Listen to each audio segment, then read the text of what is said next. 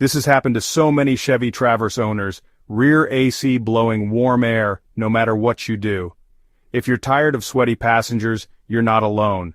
Let's figure out what's behind it. First, the basics. If your front air works but the rear doesn't, don't panic. The most common culprit?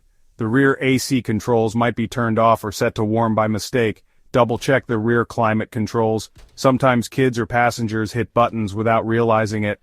Still not working? Next up, check the vents. Sometimes they're closed or blocked by bags, jackets, or even stray snacks. Open them up and clear the space.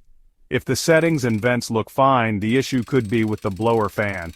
If you don't hear or feel any air at all, the fan or its fuse might be out. A simple fuse replacement can fix this, but if the blower itself is faulty, that's a job for your mechanic. Feeling some air, but it's not cold? You might be low on refrigerant. This usually means there's a small leak in the system, and you'll need a professional to check it out. Finally, sometimes the problem is with the blend door actuator. This part controls the mix of hot and cold air. If it's stuck, you'll only get warm air in the back. Bottom line, start with the simple stuff: controls, vents, and fuses. If that doesn't solve it, call a pro. Now you know why your Chevy Traverse's rear AC isn't keeping things cool.